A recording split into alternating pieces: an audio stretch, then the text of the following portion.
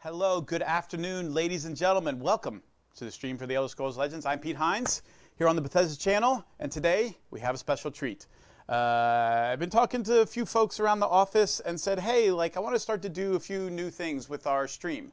And one of the things I really want to do is bring in some of the content creators and streamers and folks that I really sort of admire and respect that have been a part of Legends community since we first rolled this out last year. And so today, we have the first such person who's going to be joining me on this stream. Ladies and gentlemen, everybody please welcome not the JustinLarson is with us. Hi, Justin. How are you?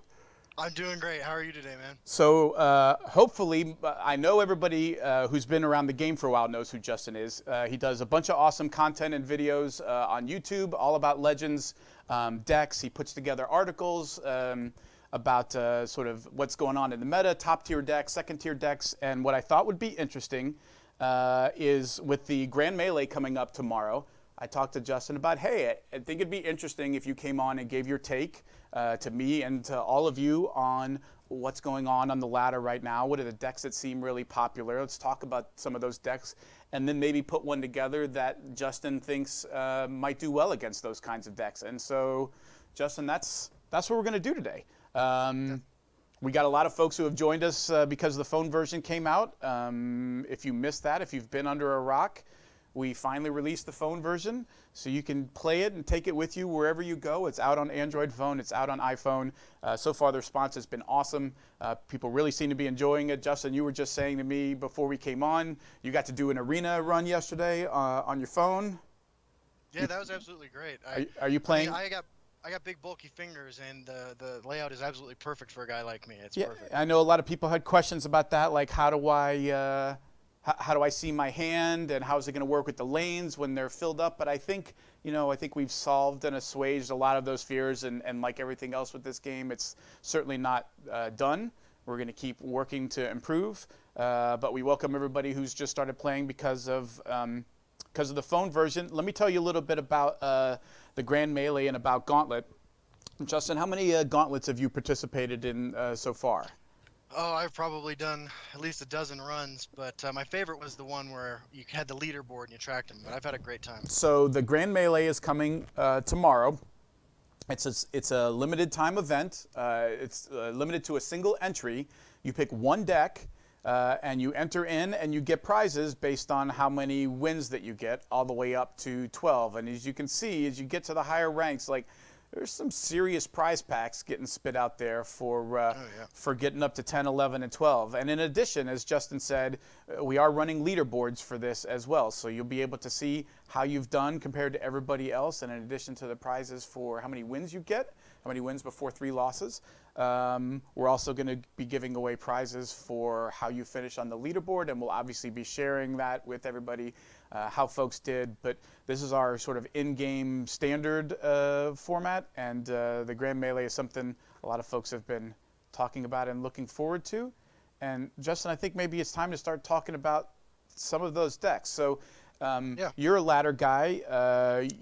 I'm a limited guy. You're a constructed guy. Talk to folks a little bit about some of the decks that you think are particularly popular at the higher ends of the ladder, and what's in those decks and what they're trying to do. Sure. I think that there's like 2 clusters of decks that are really popular right now towards the top of the ladder. You have the blue-based mid-range decks, Sorcerer and Mage primary among them, although there's some Assassin players out there. And we have a couple of those here, so we'll walk through those in a minute. So that's one, is some of the mid-range stuff featuring blue. Right. And then on the other hand, you have these Scout Ramp Dragon decks that are, run a host of things. Some of them run a lot more dragons than others. Some of them run the Shout packages, but they go much bigger than the blue mid-range decks that are being played. Well, right and to be honest, they also go a lot bigger than the old ramp decks. Oh, absolutely. Right? Like I remember, previously, but before Skyrim for sure, I enjoyed playing some of those ramp decks. Any excuse to play Fighters Guild Recruit, right? You know me, Justin. That's right, I do. But, like top end for some of those things, like Red Brahmin and Tazdak, and now you're talking about stuff that's way bigger than that when you're talking about, Parthenax and some of these really huge game board affecting. So where do you want to start? I've got a copy of three different versions of some of the decks Justin talked about. Justin, where do you want to start? Why don't we take a look at mid-range mage? I think mage is pretty ubiquitous at the moment. Okay. So this is going to be blue-yellow, intelligence and willpower, and here you can see the deck list for Justin's take on what a mid-range deck is. And Justin, talk about sort of what this deck is doing. What are some of the key pieces in terms of how it's built, how it curves, etc. So the deck, first you may notice the Lurking Crocodile kind of stands out. The deck runs 18 prophecies as a means of combating, both the mirror match and the other mid-range blue decks in an effort to keep ahead on board if they fall behind for a minute. Yep. It also runs East March Crusader and Dawnstar Healer to refuel life and hand. And between the prophecy package and the high-statted creatures at the lower end of the curve, you're able to just beat down with impunity pretty well, and if you start to fall behind, come back. So you've got the ability to reach out and kill some stuff. You've got Lightning Bolt, which can go face, but can also maybe kill an important threat that you need to deal with right away. As you mentioned, you've got prophecy cards like Shrieking Harpy that you can spit out on your opponent's turn, maybe prevent another attack that they were planning on doing, get a creature out for free. Black Dragon, obviously, this is from the Fall of the Dark Brotherhood story, one of the cards that's made it over into a healthy number of mage decks, and then big finishers like Supreme Atromancer. Right, and Kano and Supreme Atromancer represent this incredibly powerful high end that give you a ton of reach. I mean, unanswered Supreme Atromancer will just win you the game in a turn or two. And Thief of Dreams is also an interesting inclusion from the new set too, because Thief of Dreams is one of those cards that, I mean, a 5/5 for 5 is all right in this deck. I mean, it doesn't die to opposing lightning bolts, but as sort of a skill testing card like Fact or Fiction in Magic, Thief of Dreams gives you the opportunity to really take advantage of knowing the metagame. Yeah, for sure. Like if you know what most folks would be playing in a ramp deck or an aggro deck or whatever it is you might see, this card becomes significantly better. It is one. This is a particularly good card to highlight something that I learned a long time ago playing Standard in Magic, which is having had somebody hand you a deck and just trying to play it does not make that deck work. You really need experience. You really need to play iterations with the deck to understand the choices on what to mull, when you get an opening hand, or what cards that you're looking to draw into to get out of a situation, or things like Thief of Dreams to not only know your deck, but the decks you're playing against. And because that card goes from, like you said, just being okay to being, really important card draw. Absolutely. Okay. And it's...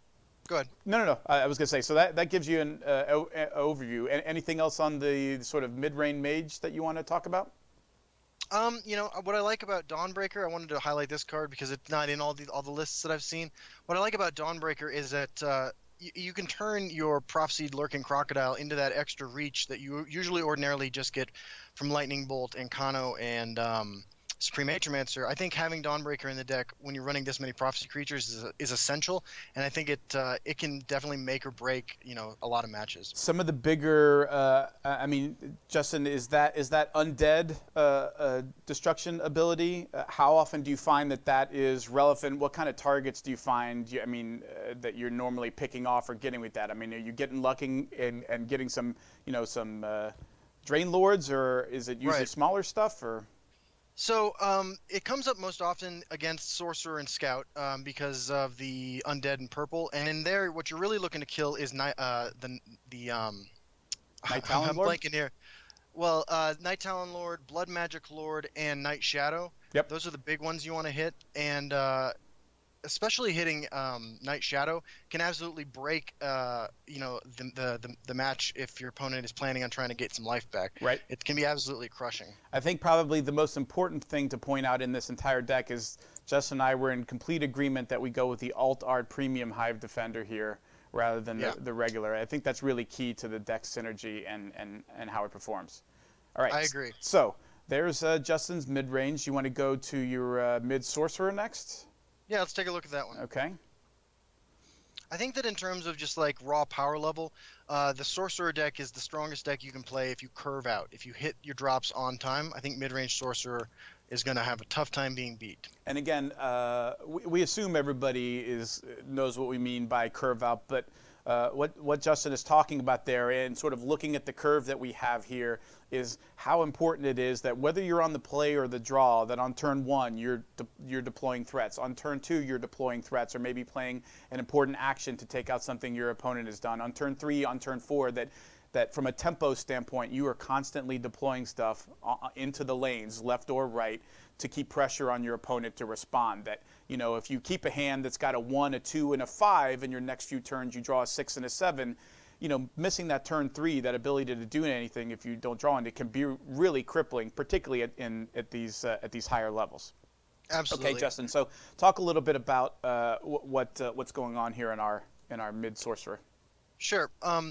So I'm going to highlight, I guess, first a couple of the tech choices I think in the deck. I think Sorcerer's Negation right now is really strong because a lot of the other decks you're going to be facing, namely a Mage, Assassin, and other Sorcerer decks, are running Daggerfall Mage and Wardcrafter, and Sorcerer's Negation just really beats down on that pretty hard. So it's actually important, I mean, particularly in a mirror matchup, like being able to turn off a Daggerfall Mage, not let them break that ward, not let them draw that tome, which is in turn going to draw them another card, like a really important card.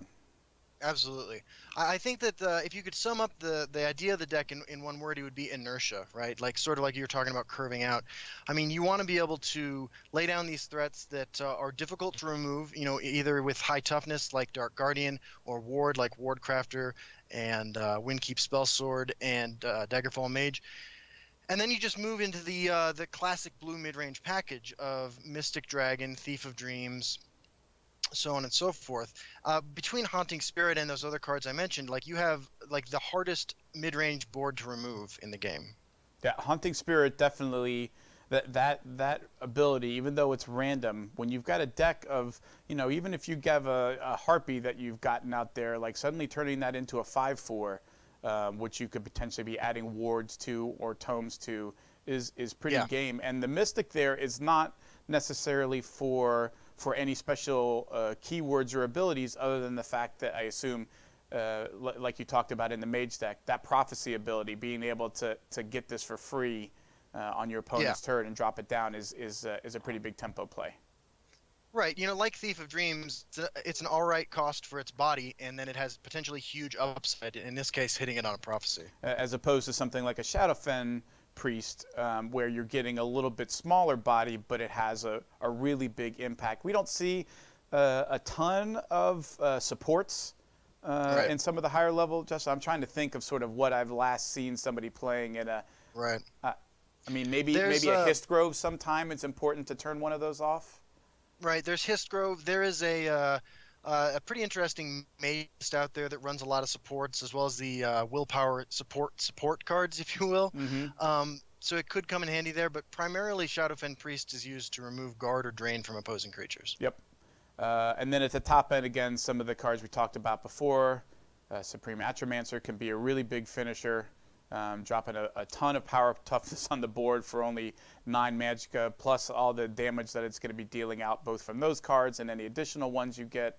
Ancano, again, giving you that breakthrough ability, and just dealing 5 to something ends up being super relevant. Oftentimes you just finish the game with that. Yeah, and Kano is the blue Tazcad. Yes, exactly. Just out of nowhere, bam. Okay, so that is our Sorcerer mid-range, and then let's take a look at the ramp. Now, I built Justin's version. I have been playing a Dragon ramp deck that to some success. I had a version of this. I tweaked it to match up more of what Frank Lepore's list looked like, which sadly includes no Fighters Guild recruit, which hurts me to play any deck that features agility that has no Fighters Guild recruit. But this is a much heavier Dragon version. Justin was talking about the different, it's not playing any shouts. It's got a couple copies of Soul Tear to pull things back from the graveyard, although to be honest with you, with so many dragons, you're really just looking to ramp with Treeminder, Histgrove, Thorn, Histmage is a really important card to hit on your curve to try and get you up quickly to 6/7, but you're actually trying to leave your dragons in the graveyard until you drop Alduin, which you're hoping to get out for 12 or 14. And then you start using the Soul Tear. Maybe if Alduin gets removed, you pull them back again. Parthenak's also very good. Odavig, still a big, dangerous dragon. So, but let's take a look at the one that Justin came up with, which I I think was pretty interesting and does a few different things. So there's Justin's ramp deck. All right, Justin, so walk us through your version of big, meaty ramp. Okay, so the one that I brought today is features 3 copies of both the green and the purple shout. And what I liked about this version in the testing I've been doing with a couple of my friends online in the community, like Charmer, I like that between Drain Vitality, Shearpoint Dragon, Leaf Lurker, and Murkwater Witch, you were able to pretty dramatically increase your game against mid-range Sorcerer, which when it curves out can really prey on these incredibly top-heavy decks like this one. So that was my thought behind including all of this. And I will say that sort of quietly, and hasn't really gotten highlighted in the 2 decks we've had so far, but Dark Guardian, a really important card in these endurance decks. Like a 2/5 guard, that ends up being like a really big, relevant showstopper at the 3 spot. I totally agree. That card is really overperformed, I think. And especially in a meta where so many decks are running in excess of 15, 20 Prophecy cards, it's pretty likely that you're going to be able to draw at least 1 card off Dark Guardian and sort of negate the disadvantage there. Right. It's almost like you're no longer as disincentivized to not attack, because if you've got a Dark Guardian out and your opponent is drawing cards, well, you are too, and you're kind of back at a net neutral gain there. Your opponent isn't gaining a bunch of additional cards. Exactly. And then you can see, so the dragons that Justin is playing here really don't happen until the higher end. Shearpoint Dragon, I think that's got to be one of my favorite dragons. That -2/-2 ability is so important and stacks great with your Murkwater Witch, your Drain Vitalities. Yeah, I think that this is as much like reasonable removal I could shove in a scout deck that would let it get to the point where Skeletal Dragon, Odahviing, Parthenax, Alduin, Tazcad, Red Brahmin, etc. would just take over the game. That is or Histro, for that matter. That is quite the top end there when it comes to dragons. Yeah. And then you do have stuff like, it's funny how often I want to be playing Skeletal Dragon after I get out of Parthenax or Alduin, because basically I want to have pitched lots of dragons into my deck and then get a Skeletal Dragon out where I'm going to get a buffed version of that back in my hand. Yeah, absolutely. Red Brahmin's still good. Pack Daddy always good. Yeah. I mean, the card that I like the most that I've added to Scout decks, I have to give credit to it, is Parthenax.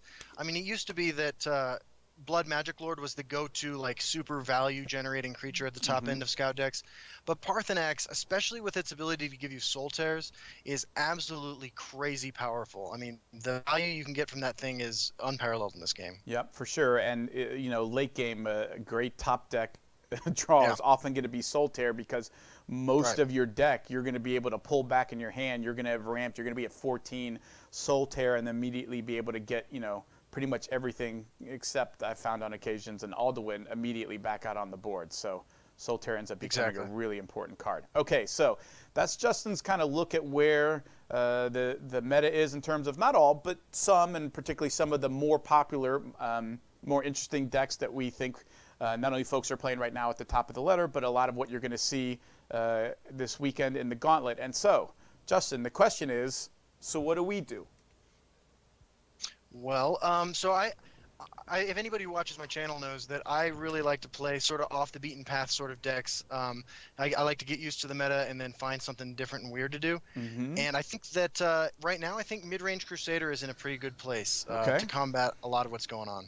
All right, well, so here's what we're going to do on the stream today. So Justin has kind of shown you guys a few different decks that he thinks are going to be important, and then we're going to walk through his approach at building a deck and putting something together that matches up well against those, maybe has some answers for the kinds of things that those decks are going to be doing. And so, absolutely, let's get into it. We're going to build this, and then what we're going to do is I'm actually going to play a few matches against Justin where I'm going to play his Crusader deck. Yeah. And he's going to play some of these decks that we talked about, and we'll sort of go through and see how they match up against each other. So, where are we starting? Awesome. So one of the things I like about mid-range Crusader just right off the bat is its ability to use Execute. I think Execute's essential in this deck. It's notably not in a lot of the mid-range mage decks. I was going to say, like, I actually find it interesting that it's not often played in mage decks. Why do you think that is? I think that the mage decks that we're looking at right now that are popular are much more oriented around beating down quickly, and execute doesn't clear out nearly as many guard creatures as it used to because there aren't as many Fighters Guild recruits, for instance, out there because of the proliferation of ward creatures. Gotcha. So it's not really interested as much in sort of straight removal of early threats. It's trying to get on the front foot and attack. Exactly. Okay, so we got an execute. Right. I think it works in mid-range Crusader because the strength, in my opinion, of this archetype is its ability to pivot quickly between being the aggressor and being the reactive player. Execute, when combined with Cloudress Illusionist, lets you take down some pretty massive creatures. Yep. All right, so we got our 3 copies of Execute.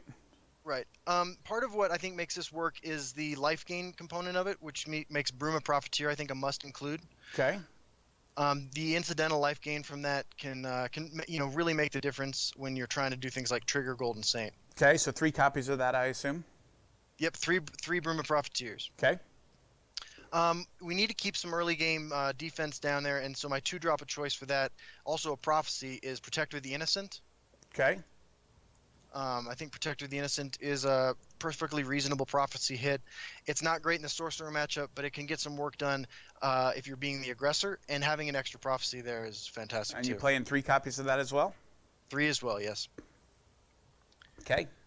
So next up is in my opinion, the reason to play Crusader, and that is Rift Thane, the dual color Crusader card.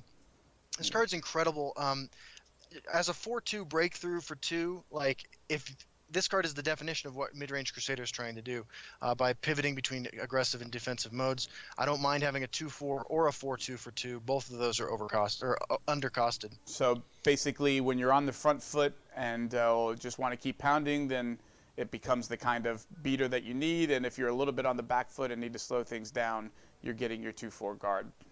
Yeah, exactly. Okay. So next is one of our new cards from Heroes of Skyrim, 3 Calls of Valor, the Willpower Shout. Just a single copy of this, a 3/3 for 3 is fine. You know, we're talking about a couple in our other decks, how just having a body is good, but having potential for massive upside is what you're looking for, and Call of Valor is a card that has potentially massive upside. Okay. So we're going to throw 3 of those in there. And next is a card that just got fixed in a recent patch, and that is Crusaders Assault. That is the new dual color card. We're running 2 copies of that, I think. Mm-hmm. And what I like about Crusaders Assault, and this is also what I like about the card that was revealed as our monthly reward card that we'll be getting on the 1st, is one of the things Crusader can do really well is draw a lot of cards, and by comparison to other mid-range decks, draw a lot more cards than other mid-range decks. Crusaders Assault is sort of the poster child for that. Yep. It does become an issue that since the beginning, and since the beginning of strategy card games, that card draw, particularly for a deck that can be more aggressive, is running out of gas and not having any way to punch that through. You know, a Crusader's Assault that allows you to kill something, put through some damage, draw another card off of it. Death Report. So we're playing 2 copies of this. 2 copies of that, yeah. Okay. So next we're looking at 3 Dawnstar Healers. Okay. Dawnstar Healer is a great comeback mechanic. It pulls double duty in this deck as a way to make sure that you can trigger your Golden Saints and Triumphant Jarls. Mm-hmm. Fun note about Dawnstar Healer. So I've been playing Legends for over a year now in closed beta, then in open beta, and then in release. Dawnstar Healer saw no play until like this spring. It was kind of one of the biggest sleepers of the base set. And it was when it exploded big. And now it's all over the place. But you know, the funny thing is, in talking to Paul and the team in April and May, and talking about the upcoming Skyrim set, one of the things they said they wanted to do is look at some cards that were a little underplayed from the core set and give players more of a reason to go back and play some of those cards. And I think Dawnstar Healer is exactly that sort of card. Yeah, it sees more play. It's seen more play this month it's ever seen before, for sure. Okay, so we got 3 copies of that? Yeah. Now we're moving on to 3 copies of More Cool Gatekeeper.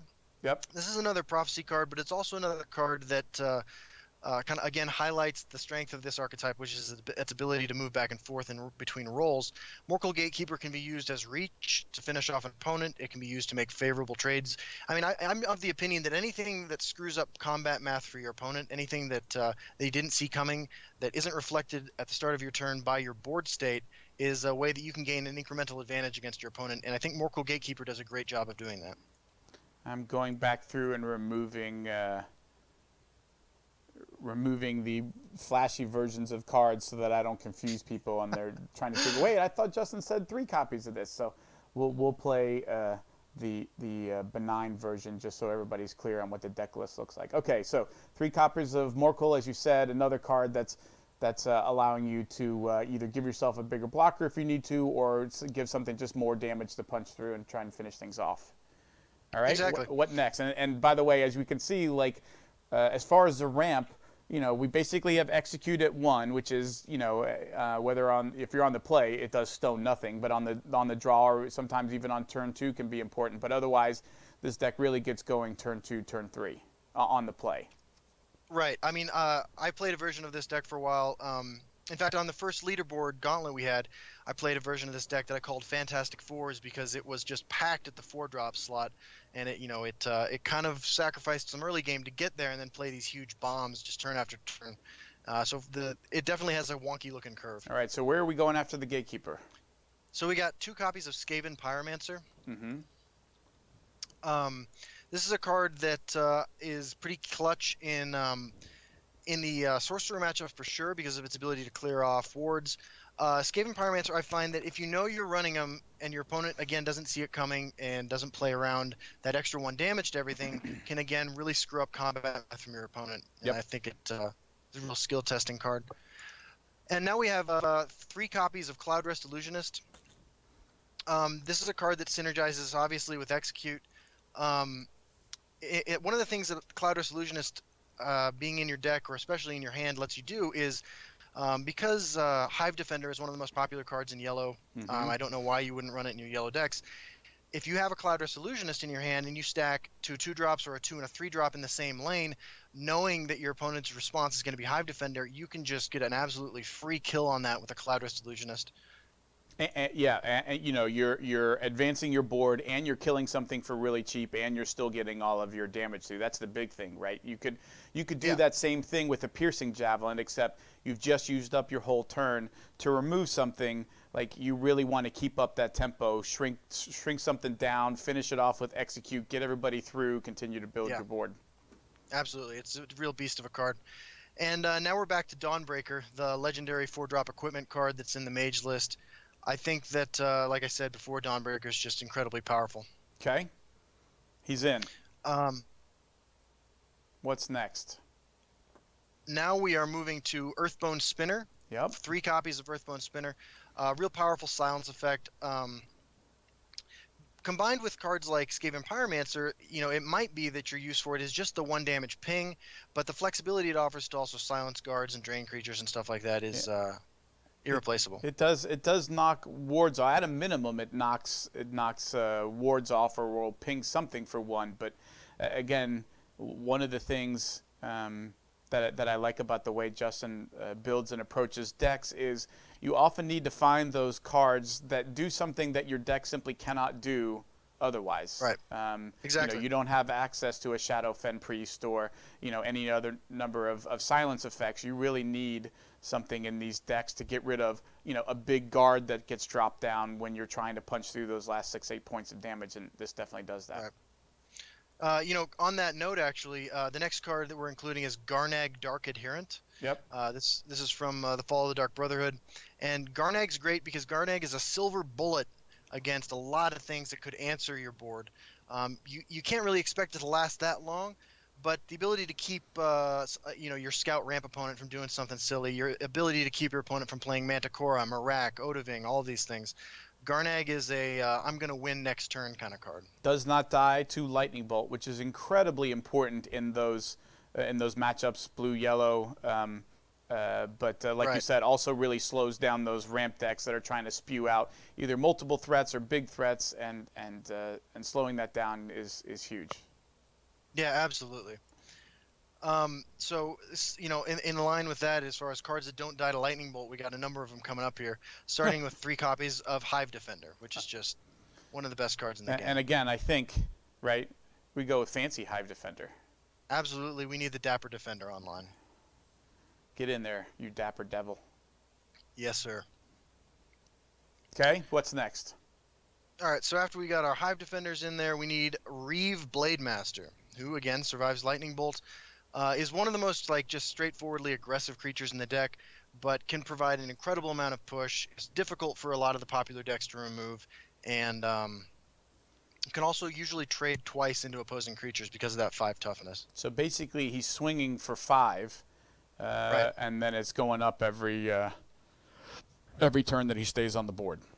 Exactly. And speaking of 4-drops that swing for 5, next up is the Black Dragon, another one of the Dark Brotherhood cards that's seeing a lot of play. This guy, I think, also, when I started playing with him, I played him because he was a 5/5 for 4, and that was just good enough for me. Mm-hmm. But as prophecy-filled decks become more and more popular, the ability to remove the other 2 copies of a Harpy from your opponent's deck, for instance, can really matter sometimes. Absolutely. So I really like, particularly when they're prophecy cards, or the immune to lethal is not trivial. I have seen a healthy number of cards that are playing.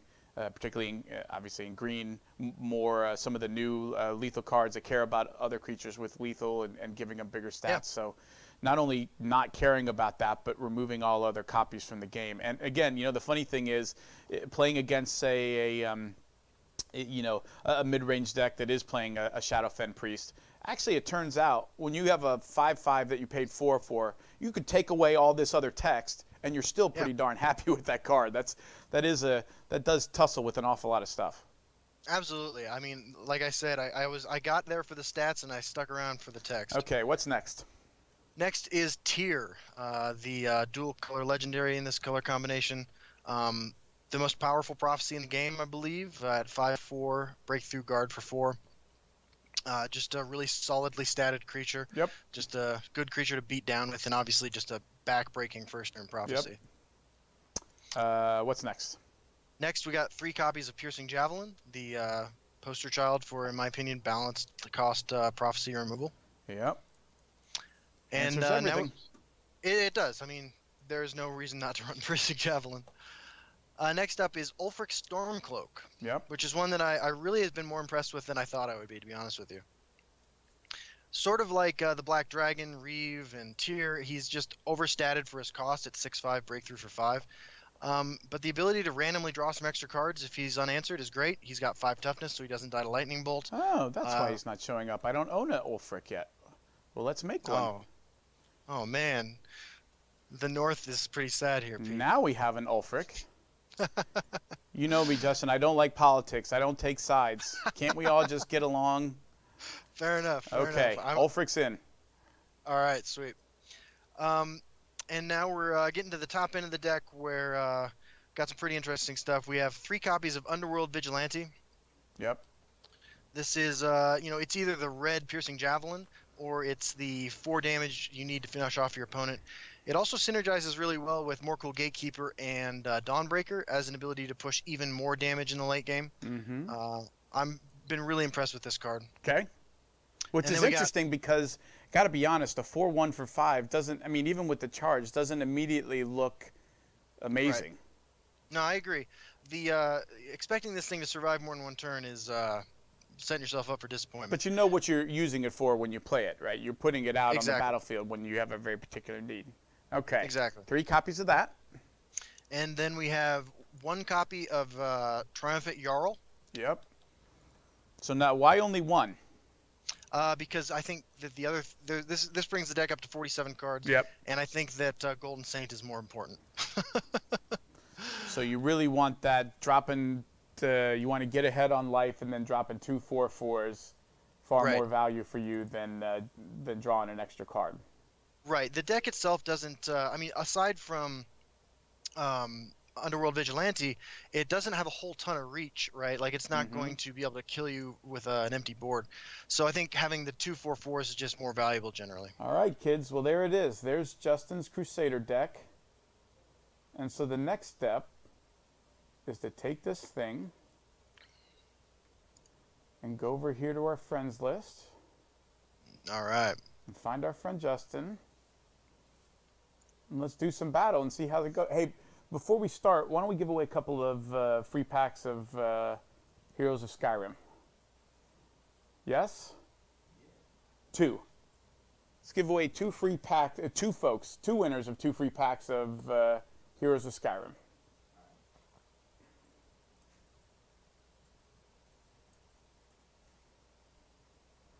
Who's our big wieners? Alisso, A-L-Y-S-S-E-S-O. And Max H. Zalot. Max Hazalot? That's what that probably says, right, Joe? Max Hazalot, congratulations. Both of you have just won 2 free packs of Heroes of Skyrim. And a reminder, particularly for those of you who are new to Legends and may not know this, you link your Bethesda Net account to your Twitch account, and you watch anybody streaming on Twitch. If you're streaming yourself or you're watching streams, you're automatically eligible to win random loot drops that we give out as part of our Twitch drops program. It's done randomly. There's no guarantee, so it's not if you watch an hour, we'll give you something. It is done random. It's done every day, but it's a great way to watch great folks who are playing Legends and learn some new stuff, or stream yourself, and everybody gets rewarded. It's been a lot of fun so far. All right, Mr. Larson. Yes, sir. Let us do battle. Let's do it. No, it's not playing that deck. I accept your challenge. All right, where should I start today? It can be a surprise. Let's do it.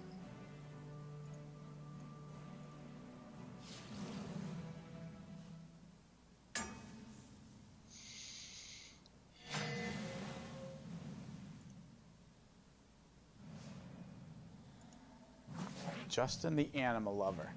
Okay, well, on the play, this all seems pretty... I mean, I'm not keeping a Jarl. I don't think I'm keeping a Cloud Rest Illusionist. Like, where is your bar for this deck, Justin, in terms of what you need to see to keep? Against Scout, I would feel totally comfortable keeping a 3-drop. But I'm wondering, like, again, like, I'm telling you everything I'm doing, but I haven't played your deck. Right. But a Dawnstar Healer, even as a first thing, I don't know how great a 3-drop that is versus some other stuff. Do you know what I mean? Like, it's... I hear what you're saying. I think that, I mean, anything that costs 3 you keep. I think 4 it's kind of pushing. I think against Scout you can probably keep a 4 and be okay. Really? All right, well, let's try Absolutely. that then. We'll take your advice against you. Let's do it. I mean, to be fair, my hand is 2 3-drops and a 9-drop. Alright. And now we got an 8-drop joining the mix, so I'm not playing anything this turn. That is what Ramp can do. It's not free. That is true.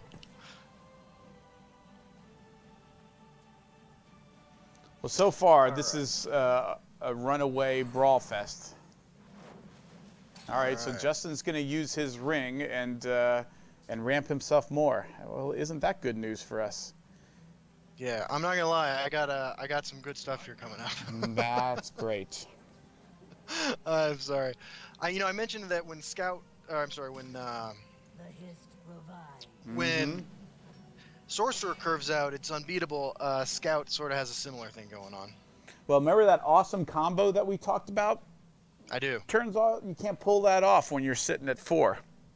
That is also true. That is very true. So, lines of play here are either I just go ahead and illusion you now just to be able to get it down to a 3-2. Right. Or deploy something else, not attack, and just sort of not worry about it. I think I'm inclined here. Just to play the Dark Adherent, Justin, and I'll tell you why. Which is it could be just strictly correct to at least hit this for 3 and get no worse than a 1-for-1 trade here. Right. But part of me says I'm basically getting it for free with an execute, knowing that I'm playing against a ramp. I'm not seeing a ton of stuff that I'm going to be able to execute anyway. And so maybe I just deploy some more threats, and does that make sense? Yeah, I totally agree with you in this case.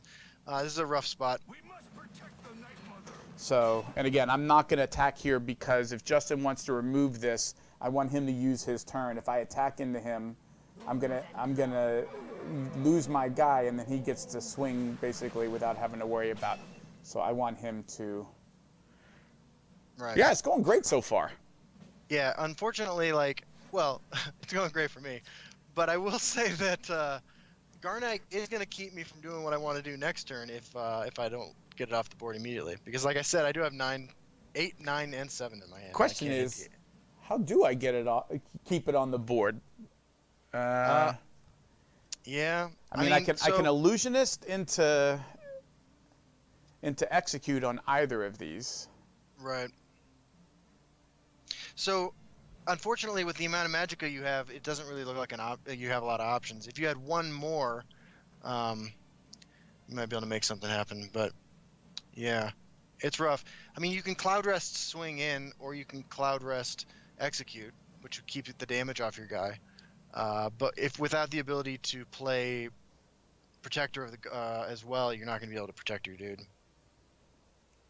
Yeah, and part of me says, like, well, I could Piercing Javelin and get rid of the 6/6 so that, again, at least I'm only 1 for 1-ing here and not putting myself up, right? Because the 6/6 is just going to eat the 4/5 and then eat something else. Right. But that doesn't seem great for me either. Yeah. No, I have to say, this is textbook Scout Ramp devastation. Right. Well, I am going to... I think I'm going to go ahead and make the trade. Yeah, that makes sense. Because you're making that on your turn anyway. Right. And it could get worse, right? Like if I had a way to destroy your creature without damaging. Well, what I was thinking of is like you don't see it a ton in ramp decks, but you can have the the Soul Rest Marshal. Right. And I tend to not want folks to be sneaking ahead on. Yeah. On the life race there.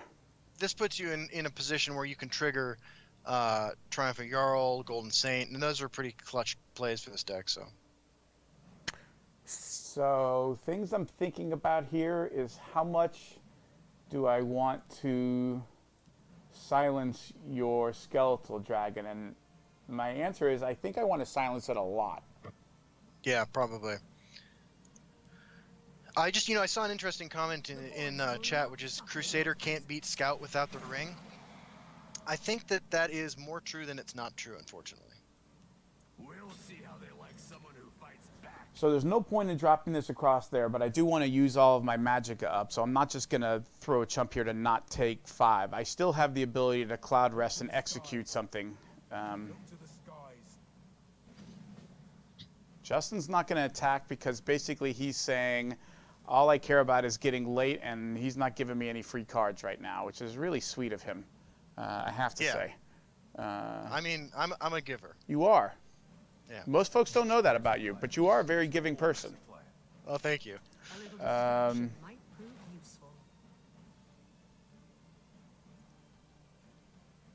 Interesting. So I'm actually more inclined to shrink one of the lookouts and execute it than the Skeletal Dragon. Do you agree with that?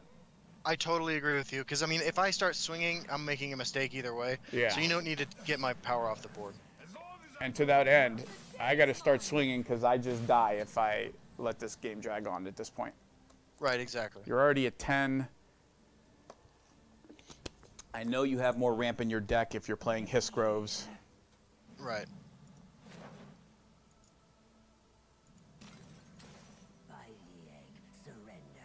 Hey, there's some good news. What do we got? Well, that is a thing. Unfortunately, it's not a great thing.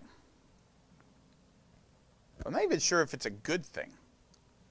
Golden Saint is always good, but unfortunately, I think you probably already lost this game. Yeah, I don't disagree. So I think I just lose one of my 3/2s, and it doesn't matter because they've all been silenced. Right. And I could execute your Thieves Guild recruit out of spite, but I'm going to go under the assumption that you might be playing a Fighters Guild recruit I have to get rid of. Fair enough. Or maybe I get to Cloud Rest Illusion something. So more or less, I have to figure out how to get 22 points of damage through in the next 3 turns. Yeah, that's going to be rough. With 2 creatures on the battlefield at the moment. Yeah. Yes, sir. and you're gaining life off of this dude. Right. So that sucks.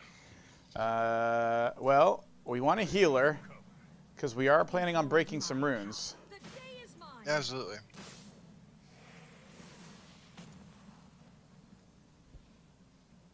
And I actually think I'm going to Black Dragon in the left lane only because...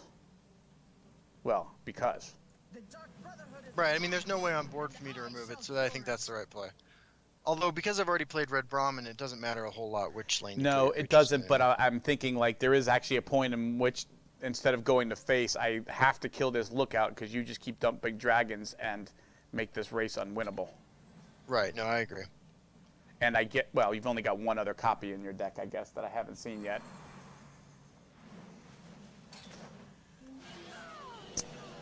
If you're wondering what the answer is to the question, exactly how many Swamp Leviathans can one man get out in one game, the answer is all. That is correct. All of the Swamp Leviathans.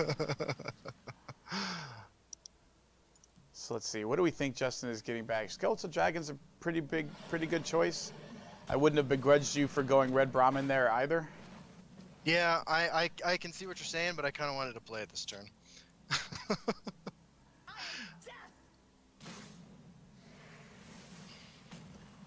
Oh man, I just drew a soul tear. Great. Well, let's keep him from swinging this turn.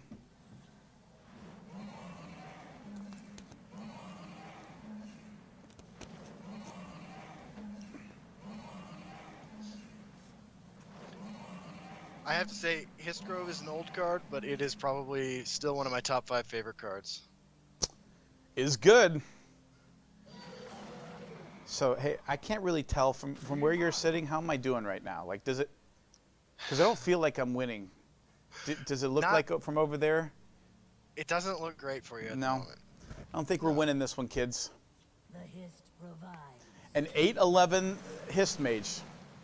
Yeah. Yeah, he's been working out, actually. Because this was not one-sided enough. Let's go ahead and do that. I have to say, this is the most one-sided match of these two decks interacting that I've ever seen. Well, good. I'm glad I got to be the one to demonstrate it. That makes it fun for me. But you know what? I do think it's important that people, take a look at the fact that Scout is going to be all over this gauntlet, and it's going to look a lot like this. Yeah.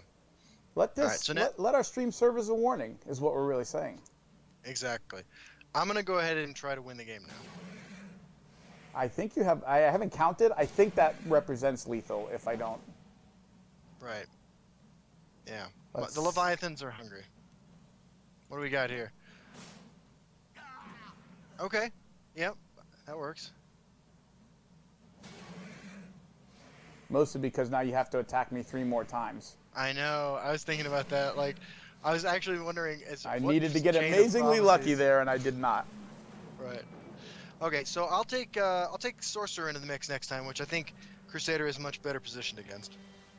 Well, or I could play Crusader if you wanted to play one of those other no, three. I want to sort of play this deck that Okay. we've put. Oh wait, I didn't mean to do that. That we've put together and see how it plays. Because I've played ramp. I want to play something else. So I understand. Round 2. Let's do it. Turns out when you let a scout ramp deck ramp, it ends badly. Yes. Yeah, I had basically the nuts draw.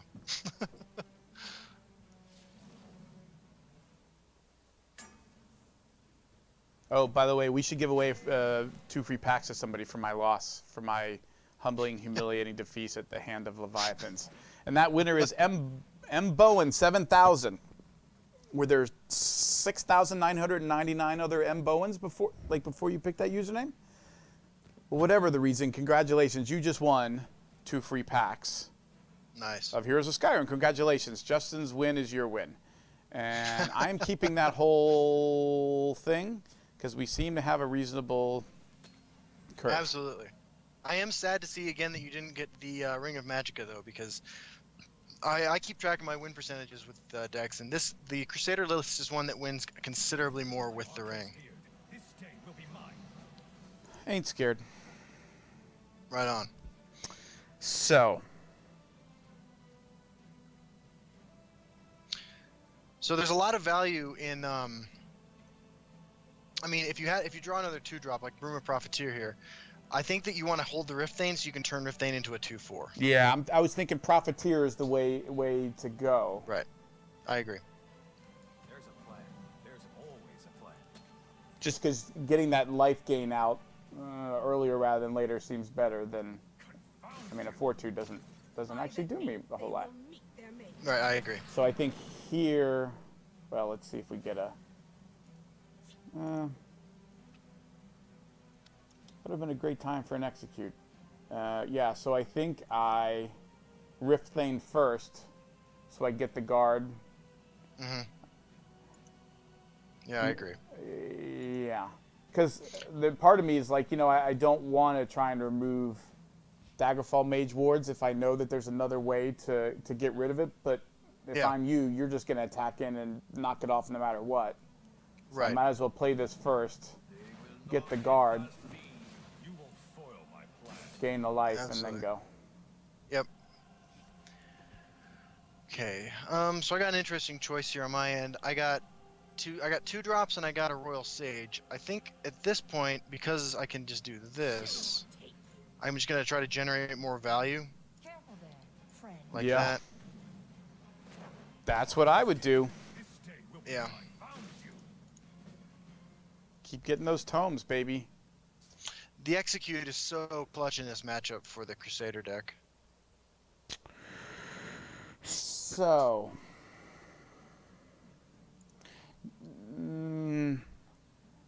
another interesting choice here. You're going to be on 4 with nothing left for the ring.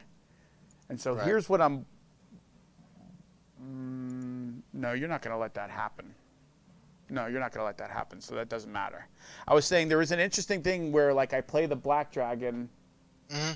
and try and knock the ward off of the Daggerfall Mage with something Right. else. Actually, I could. Well, That's we a do know- riskier. That's a riskier line of play. But if I could do that, then at least not only am I killing that, but I'm getting rid of others. Unless, of course, you have another ward crafter, in Right. which case I just kind of get blown out. Right. Well, we know that my hand has a Tome of Alteration, and there's one Wardcrafter on the board, so there's what, like a 2 in 40 chance that the other card is a Wardcrafter. So it's unlikely.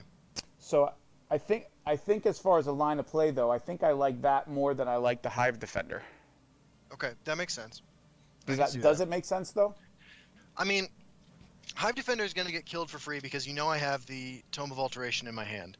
But it will also eat up my entire turn. And you already have the Underworld Vigilante and the Crusaders Assault in hand for some serious reach, along with the Gatekeeper. Yep. So you kind of have to decide whether or not you think you can win a race at this point. I'm just sort of stalling out, covering the board with creatures that long-term are going to beat your creatures. So I think you want to try to kill me. All right, then we're going to go Black Dragon. Yeah. Black Dragon also notable as being really difficult for a blue-based removal deck to beat. Because I'm thinking, depending on what I draw, that it's not a terrible turn to Crusaders Assault the Black Dragon if I can get the ward off of that, Right. right? I get Right, the no, break. I agree. Or do I just kill it now? No. Well, now I got hit with a Prophecy here, too, which is... This could also turn things around. I got a big board, but... So I'm trying to decide whether just killing your Daggerfall Mage is the right play so that you don't keep going off with that, or if I actually just get rid of the biggest threat in the race and get rid of the Sage. I think you remove the threat, because if your plan is to beat me by racing, you're kind of banking on either hitting Dawnstar Healer to make it quickly, or just charge creatures and Dawnbreakers and stuff. So. And again, I have the ability to immediately kill that mage anyway, and because I just Right. got a Rift Thane, I'm kind of Right. wondering now if I Rift Thane, Crusaders Assault, buff this guy, smash you for Yeah. a bunch, get rid of it, draw a card. I could also Crusaders Assault first, not Rift Thane, in case the card I draw is an Execute, and I can simply kill something else. Crusaders Assault would be great. I mean, you're gonna be drawing 2 cards. You're gonna be pushing damage. You're gonna be exiling cards from my deck. Yeah, and I really do feel like I want to try and get rid of this Daggerfall Mage. Yeah. And there they go. Goodbye. Okay. Annoying, warded, tome drawing things. Right. So yeah, here I don't think I need Rift Thane. Maybe I go Profiteer. Yeah. Yeah, I can see Profiteer being good because you want to stay ahead in life and every Yeah. little bit counts. And I mean, if you're going to remove this, you've either got to spend your whole turn using a lightning bolt on it, or you got to put both of these guys on here, which from a race standpoint isn't the worst for me. Right. Right. Yeah, my hand is pretty awkward. I've been drawing a lot of Supreme Matromancers and High King Emerics. And again, Justin, just for mine and for everybody else's, so you've got 2 spell swords out here, so I assume you're not particularly worried about me picking off a spell sword and removing any of the other ones, but I assume you wouldn't want me to be able to kill your Wardcrafter here, so it makes sense to expect you to attack into both of those. Yeah, I'm going to get rid of the Wardcrafter because that card's got a lot of value later on. Yep. Okay. I see someone is questioning my pluralization of the High King Emeric, and you're correct. I only have the one.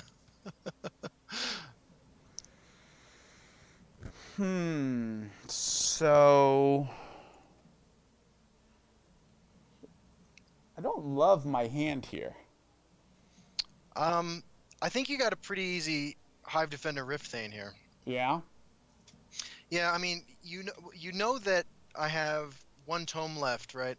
So you want to make sure that you don't have the Hive Defender in the lane with the warded guy. I think you put them both shadow lane. That's what I'm thinking. If I did it, but I actually was trying to decide if it's not technically correct to Jarl here. I mean, it does get 4 on the board, and I can pump it with the Gatekeeper, and I do have a Vigilante in hand. So that's what I was looking at. Like, is it better for me to drop? I guess this is more stats on the board. That's the way to go. I think that if you do the math real quick for the next 3 turns, you look at putting the Hive Defender and the Rift Thane on board this turn is 7 power. That because I'm 1 Firebolt down, I might not be able to remove the Rift Thane. Spending a Lightning Bolt on it is a win for you, and that's 7 damage next turn puts me to 10. If you then Jarl or use double Gatekeeper the following turn, you can get me to a point where you can kill me with the Underworld Vigilante. Right. The other thing I was trying to look at there, Justin, was I'm trying to get better both in Legends and stuff like Magic, and looking ahead to subsequent turns, like, well, how am I going to maximize my turn 7 as well, whereas, like, doing it this way maximize my turn 6, but turn 7 I might just be I might be leaving some magic on the board. Right.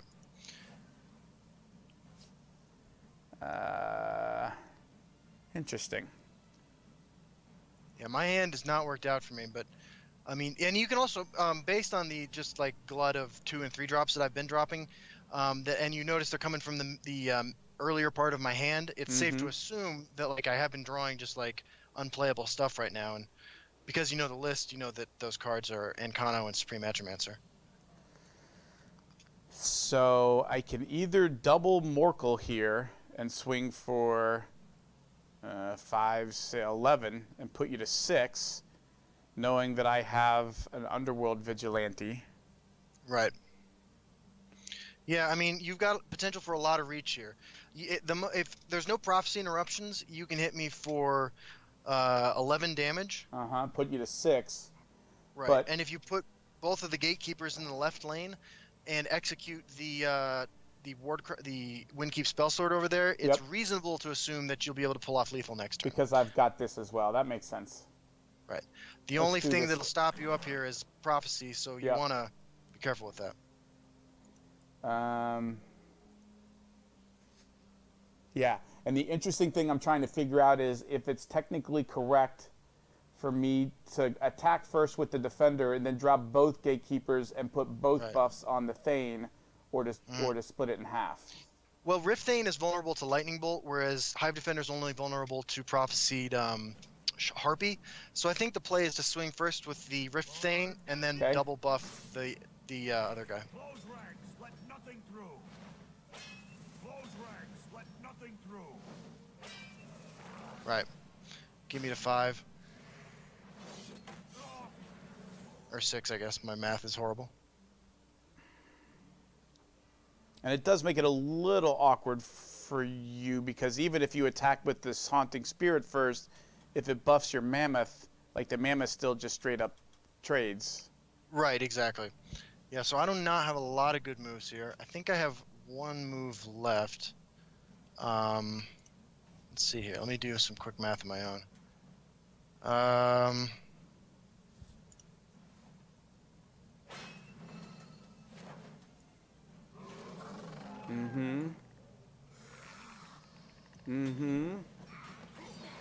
Alright, that was my only play.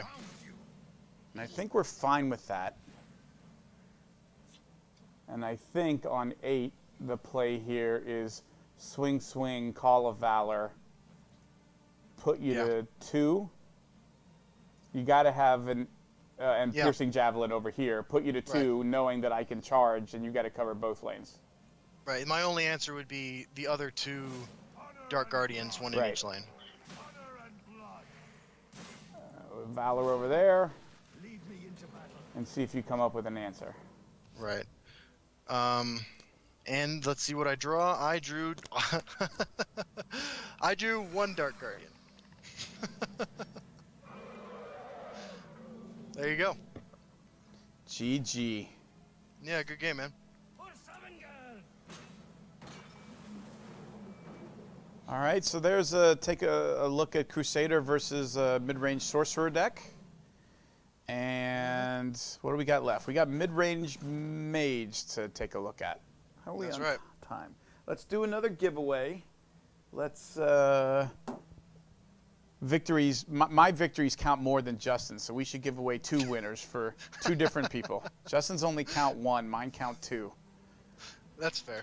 I deserve that. So, and by the way, all you have to do is be following us on Twitch and in the stream. Mind0, Mind with a Y, and Kawitos.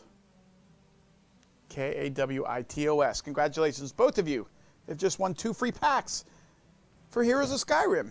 Congratulations. Yeah, kids, we don't do the bots anymore. You don't have to type raffle. We don't use bots to do the raffle. I caught a waffle in there, actually. You don't have to raffle. There's no need to waffle. There's nothing wrong with waffles. We're big waffle proponents here. But you don't need to raffle or waffle to win, because we don't do any of that. All right. All right, challenge accepted. So Justin's going to be playing his mid-range Mage, which we have deduced because he's already played the other 2. That's right. I assume that's supposed to be, can we get Swifty to win? You always have my permission to get Swifty during this stream. That is, in fact, part of our belief system. Sure? The only thing I'm wondering here, Justin, is Crusaders Assault. Is that the kind of card that you keep early in your opening hand, or is that a thing that you want to be drawing later? I would always throw Crusaders Assault back. Okay, that's kind of what I was wondering. The other 2 seem like reasonable keeps. Yeah, I agree. Sure. Sure. All right. Well, here come the crocodiles. There it is. We have no answer for this, kids. None whatsoever. There's literally nothing we can do about that card. It cannot be executed. Just run away and crushes us. I agree. How do you get items just for watching? As I said before, all you got to do is link your Bethesda.net account. Just go to Bethesda.net, log into your account, go to account linking. There's lots of stuff you can link your Bethesda.net account to, Xbox and Steam, but you link it to your Twitch account. And then when those things are linked and you're watching a stream like this, you're eligible to win stuff at random. Because we love you and we want you to be happy. I need to remember to stop talking and then pay attention to what I'm doing. Because you know now, Justin, because you're laughing, that what I wanted to do was drop the Rift Thane over here to trade with... And I'm trying to be helpful to you people. GD. Well, you're also a giver, man. It's okay. Son of a gun. Well, I'm not dropping any of this over here, so now I'm thinking I might gatekeeper over here and buff itself and just... I think if you're going to sacrifice a creature, you sacrifice Protector because Gatekeeper has more value later. No, I'm saying I'm going to put the gatekeeper over here and offer up more of a race, like oh, put okay. more Yeah, damage. yeah, that makes sense. That makes sense. I mean, given what already happened, yeah. You could play down something big next turn using your ring. You could Hive Defender, but because I've got the Cloud Resolutionist, remember we were talking before about this exact scenario, right? Exactly. I can. And this is definitely a Hive Defender deck. Yeah. So I don't have the Hive Defender, but I do have Dawnstar Healer. Spoiler alert. You won't spoil my plan. Well, that's It is the- unfortunate. The race of the Dawnstar decks. That is unfortunate. Also, Dawnstar Healer, great counter to Dawnstar Healer.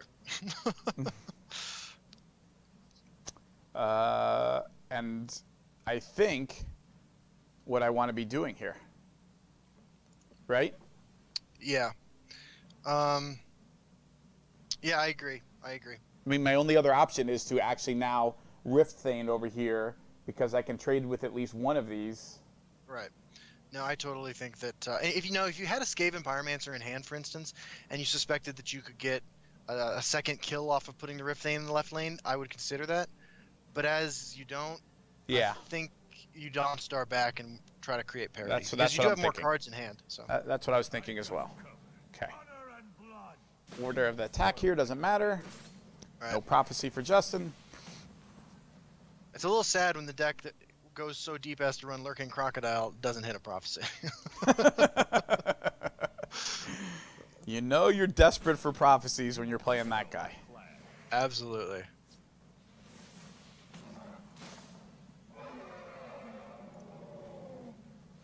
Okay. Well, I'm not much for math, but I'm pretty sure we're losing this race right now. Yeah, I mean, without like a second Dawnstar or something, absolutely. So, what can we do at 5? Well, you have the opportunity to play a couple guard creatures if you wanted to keep what's going on in the right lane going on and clog up my plans. Mm-hmm. If you had a second Dawnstar in hand for the following turn, that seems like it'd be a great play. Because you don't, but you do have Underworld Vigilante, I think it's still possible to compel an advantage in your own race if you just sacrifice some dudes over in the left-hand lane. Well, so that's what I was trying to figure out math-wise. Like, if I Vigilante over here and swing with everything, I'm swinging for 14, I put you to 14, and I go back to 23. Right. And next turn, you're swinging for 13, so you put me to 10. Yeah. But I actually have 8, 11. I would have lethal in the right-hand lane at that point. I would gain life back, though, breaking your runes. That is true. Yeah. So Also- probably just like Morkel, Yeah. Rift Thane, yeah?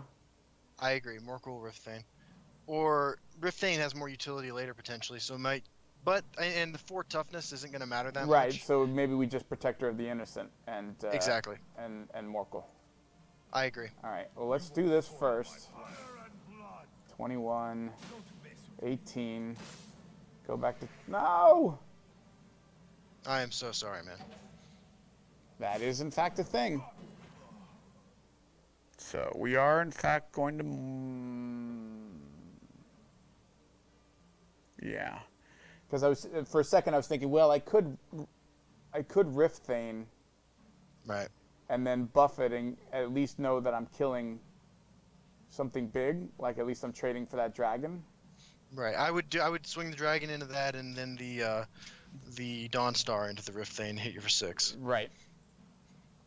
Because if I do this and then this, I'm essentially trading for nothing Right. and taking 6. Right. No, that's a pretty good move too. And since now you need to take advantage of the one resource you have left, which is more cards than I do, you want to remove as much as possible and try to win later. Oh my God, you have more life than me. Wait, when did that happen? Oh my God, because I javelined that thing. Because it didn't gain the life Yeah. until after the javelin. I was still looking Right. that I was at Yeah. oops.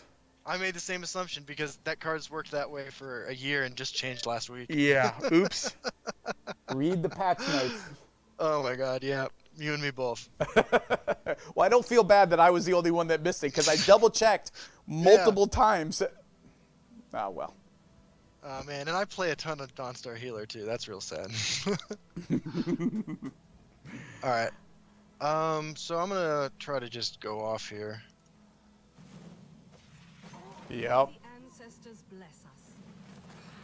Yep. Yep. I don't think that turn was going to go real well for us no matter what I did there. Can we agree on that? Yeah, I mean, like, this was, you know, I think a couple turns ago you were at, like, you know, 20% to win the game, and it required some surgery skills that neither one of us had at the moment. All right, how about this? In the interest of time, let's call that one game and run it back. Okay. All right, let's do it. Yeah, I mean, also, it's worth noting, like, I've had the Ring of Magicka in all 3 games, I think. Rigged. Yeah, definitely. I lost. We're only giving away 1 pack. Sorry, everybody. It seems to me that if somebody could rig the game, it might be more likely to be you than me. I think people are conspiring against me on the dev team to make sure this doesn't go well for me. What? What is that? What does that even say? Timitam? Is that what that's supposed to be? Timitam? I don't know. You'll figure it out when you get messaged by Matt Grandstaff that you won 2 free packs of Elder Scrolls Legends. You know who you are. All right, Crusader. Let's do it. All right, so I'm running back the mage. By the way, for folks last week, I know we had a bunch of winners. If you haven't heard yet, I think Matt just got the winner names yesterday, and so G Staffel is making sure everybody gets notified from last week of their wins. Should be hearing today. Yes, yes, no. Again, tell me it's not rigged that Justin just got the ring again. Tell me. Yeah. Tell me that Maricon's not sitting there making sure that Justin gets it every time, and I'll call you a damn liar. You know, I went to, my fiance had an art gallery debut last night at the building next door to Direwolf's offices. I know exactly where you were because I've been right there before. Yeah, the church nightclub. Yep. Yep. All right, we got the Lucky Croc again. Damn it. Damn it, Crocodile. Well, is this thing again? Yeah. You know, in this case, given what we know about how the matchup went last time, I think sacrificing a protector might not be terrible here. Well, I'm going to try and do it right this time and see if I can not botch the life totals this time. Fair enough. Pay attention both before and after the prophecies. That's my plan. Yeah, there is that. I think the Crusader list runs 11 or 13 prophecy cards versus the 18 in the mage deck, so they're fairly close. There we go. And I'm going to go ahead and lightning bolt that. Actually okay with that. Yeah, it's not a great move for me, but it was my best option at the time. So I think my play here is I'm going to Profiteer, I'm going to swing, and we're going to do Thane number 2. Gain a little life. See if you want to keep spending lightning bolts. Right, and you know the chances of me being able to do something about that are much lower now.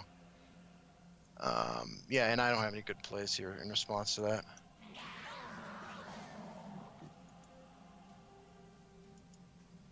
I mean, I could have drawn first, which is always the right move, but I know I don't have Execute in the deck, and it wasn't going to matter.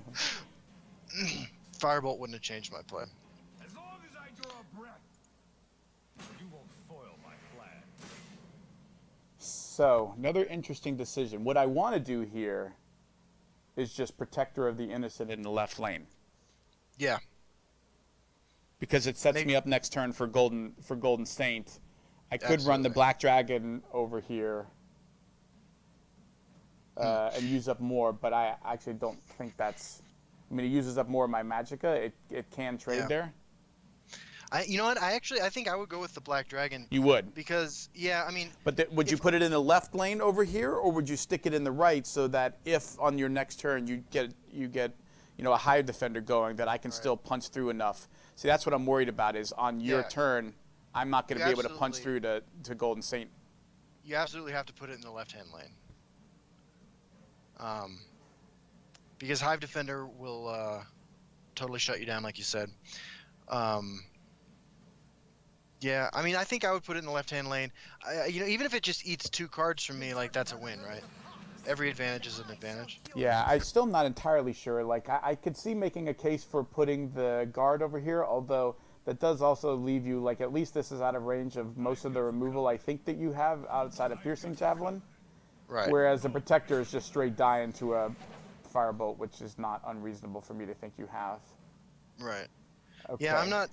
My options here are all poor. I'm trying to survive long enough to get to my bigger end game than yours. So I'm going to kill the one that I can't kill next turn so that I can...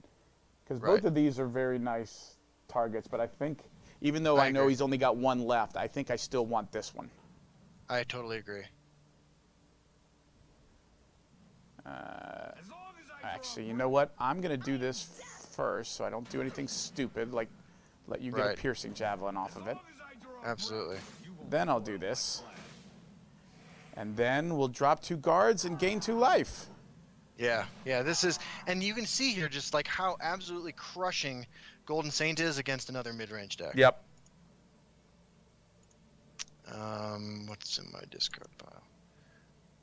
So, I mean, my plan now is to... Because I know that your end game stops at Golden Saint. And I'm running Supreme Atromancer, so I'm trying to figure out if I can take control of the board again, because that's really the only way I can imagine I come back from this, but even that I don't think is possible at this point. And obviously I'm sitting okay here. I've got a Dawnstar Healer that I can look to gain 6 life off of next turn, 7 life off if you add the Boomer Profiteer. Yeah,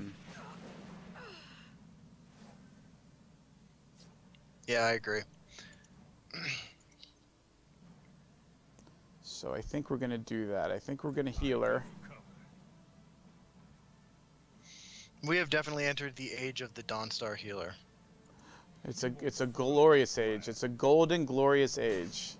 I agree. So we're not going to break that rune until we do it with that guy. Yeah. And we're going to do that again. Yep. Yeah, and I'm just not hitting any prophecies here. And I think we just keep going and double Protector of the Innocent in the left lane. I agree. And that, with the Underworld Vigilante, sets up a number of different variations of lethal.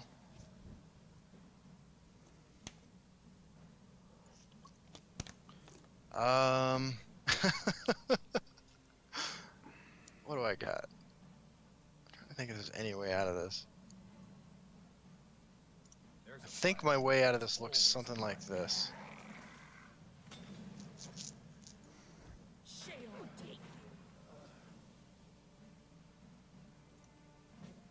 Alright, I'm trying.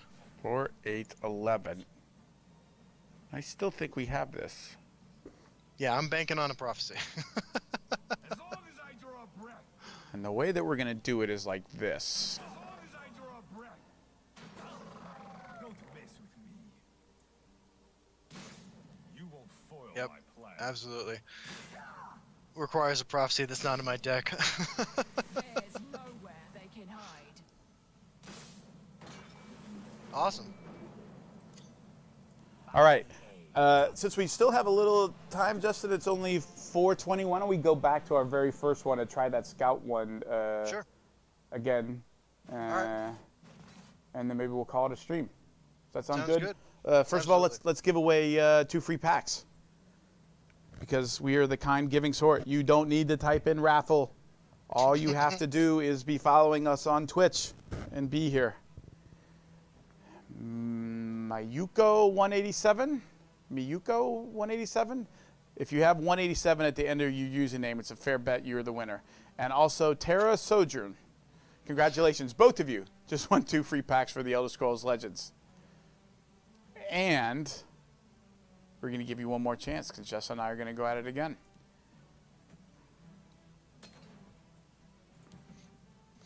Let's do it. All right, Scout on Crusader. Now, hopefully you get the Ring of Magic this time, right?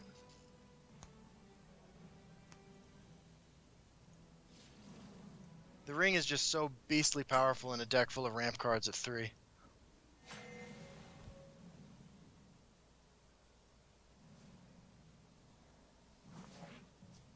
All right. Hey, I got the ring. Americon decided to let me be on the draw for once, so thank you for that, Paul. You're sweet. Well, my starting cards are a 20 drop and a 12 drop and a 7 drop. That's so a keep. That's a back. quick keep. You threw that back? Snap keep, yeah. Absolutely. How could you? That's what the deck's trying to do. I have to say, this hand looks so much worse than the last one. All right, so here, am I correct to go ahead and break a ring and get a Rift Thane out, or? Yeah, you want to kill me as fast as possible. That's what I figured. Scout decks run almost no prophecy cards. You just need to kill me. Except for Fighters Guild Recruit, which Right, I think exactly. I'm going to go back and figure out how to get it back in that deck that deck list friend came up with, because it's unacceptable that it's not included. If you nerf the 2-drop ward creatures, Fighters Guild Recruit will come back with a vengeance.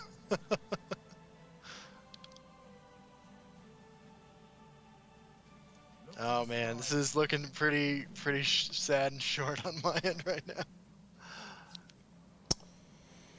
Well,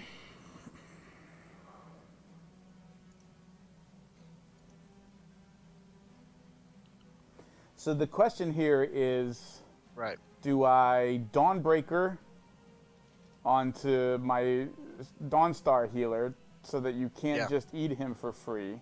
Because this I'm Yeah. obviously fine making that trade. But I hit you Right. for 11. Yeah. I think break you 3 runes 100%. and gain 9 life. Right. I think you 100% put it on the Dawnstar Healer. Really? Yeah. It No, leaves but I say versus doing the Black Dragon and taking a slightly more conservative line. But that, I mean, I'm just losing a Dawnstar Healer there. I think if you force me into a position where I have to use my Woodland Lookout in a way that kills it, you don't have to worry as much about me gaining 4 life every turn while I'm playing dragons in subsequent turns. You know what I'm saying? Like, if I just get a free kill on your Dawnstar Healer and that keeps it alive for that much longer, you're going to end up having to remove it anyway.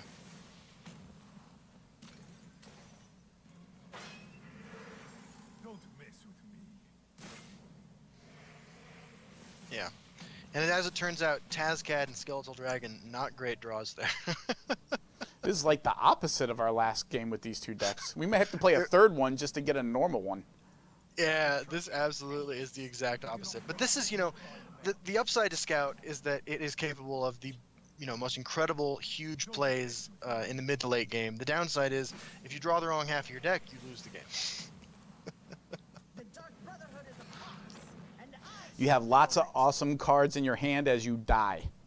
Yeah, exactly.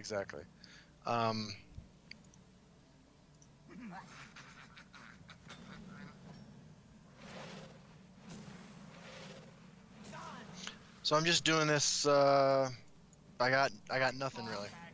I have 1, 2, 3 6 drops, 2 9 drops, 2 8 drops. It's not good. It's not good at all. Not good at all. I mean, I've done no ramping too. So I'm actually interested here. Which of these is the correct one to attack with? Well, I run Leaf Lurker, so they're both ending up damaged if you swing with the Black Dragon. So I think might as well, yeah, keep it with this one. Right, exactly.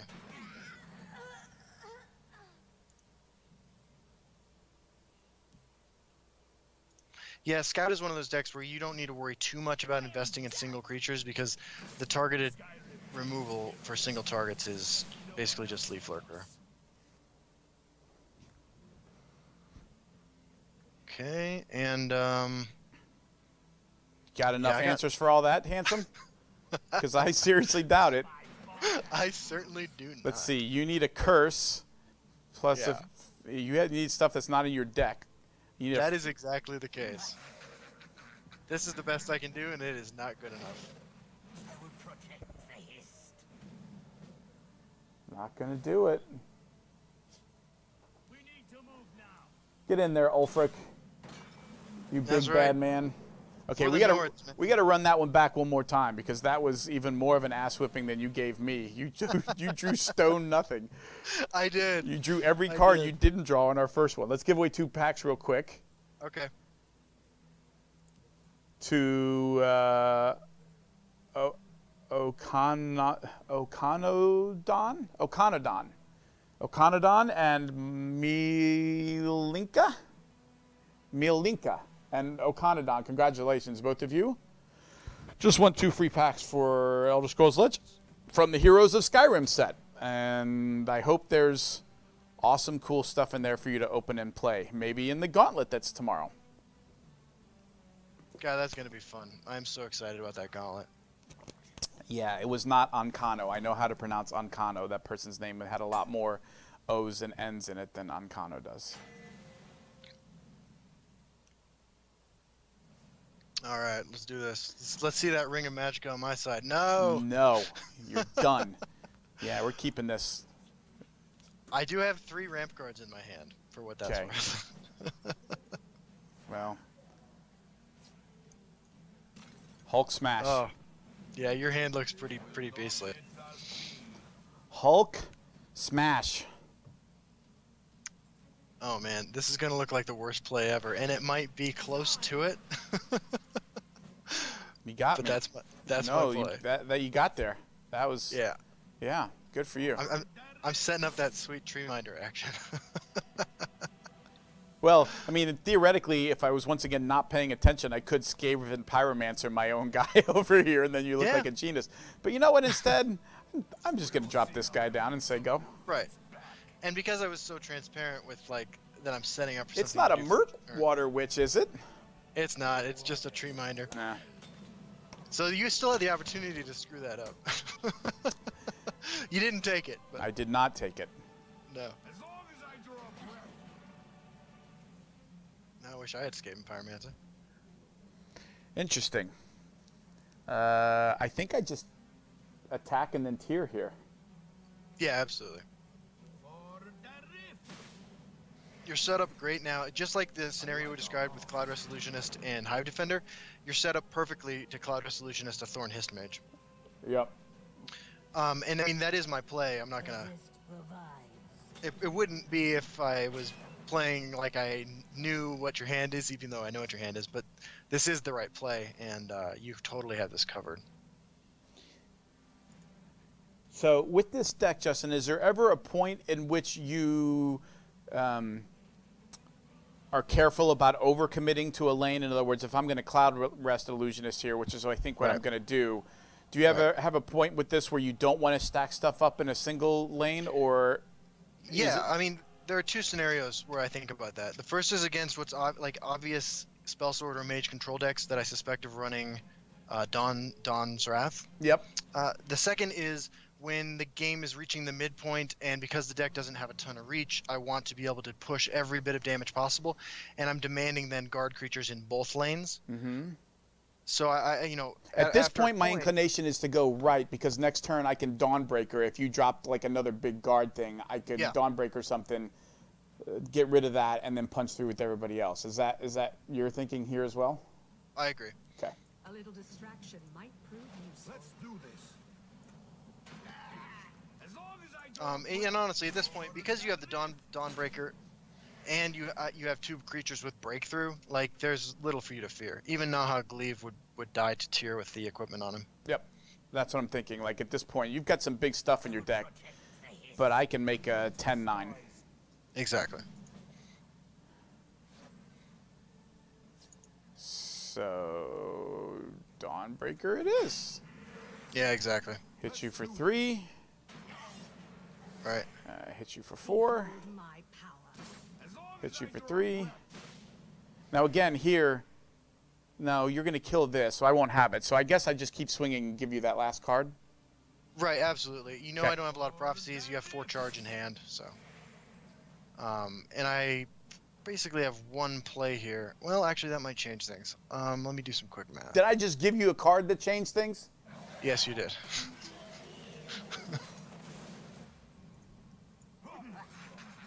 Oh, well, that's a There good we go. turn. That was a good turn. That was a real good turn. I was just gonna play Skeletal Dragon, but I drew. I admit I am a little surprised that you didn't try and kill the Cloud Rest illusionist, but I guess because you're gaining life, Right. you could make that. Yeah, I want to keep my dragon guy alive if possible. My Woodland Lookout. Because I mean, at 9 Magicka, it's safe to assume that I have a handful of dragons.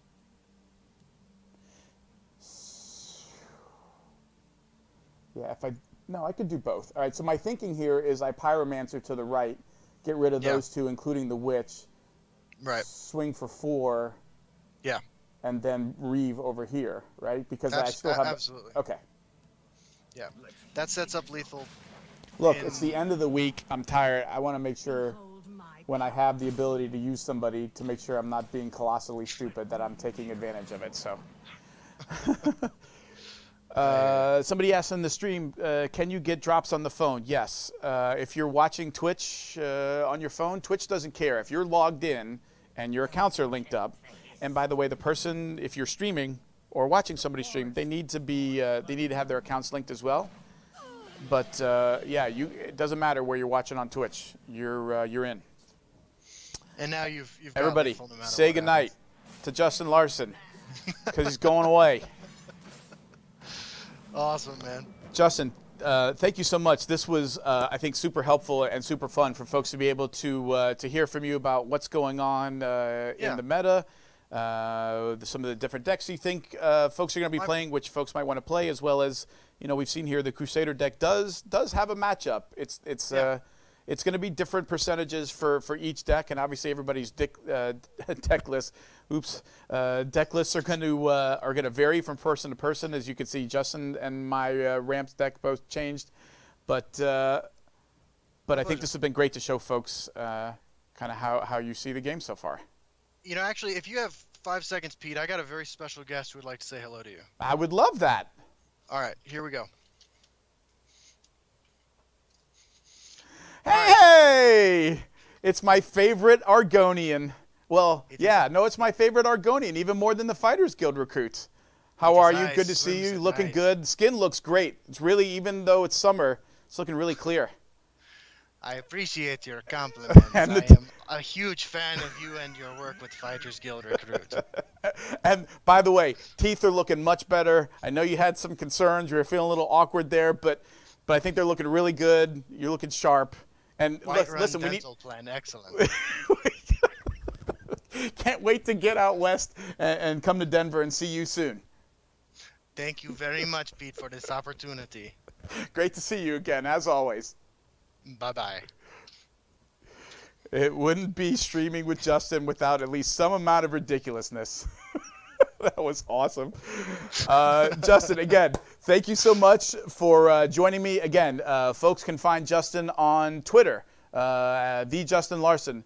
Justin puts up great videos all the time on YouTube. I don't think he's going to be able to put up his version of this because of some of the technical stuff and getting him on with me.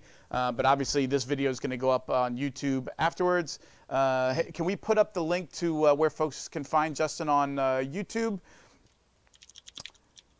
Please. Yeah, it's youtube.com/user/L. Oh, there it is. It's been linked. So there it is in the link we just posted. You guys, please be sure to check out his content. Go ahead, Justin. That link is incorrect. I'm sorry. It's just the you got to excise the extra users in there. Oh, we have users twice. Yes. Yeah. It's just yeah. That's all right. All right. But you can see what his username is, that you can find him on YouTube. You'll find him in the Reddit all the time, the Reddit subreddit for Legends. Reach out to him and ask him questions on Twitter. Check out his videos. He's one of the really good guys. This was a lot of fun. I hope you guys enjoyed it. Like I said, I want to try and do this semi-often, interspersed with my regular idiocy, to bring in some of the other content creators that are not only really good at the game, but have different perspectives, and hopefully offer something up to you guys. So Justin, again, thank you so much for coming on.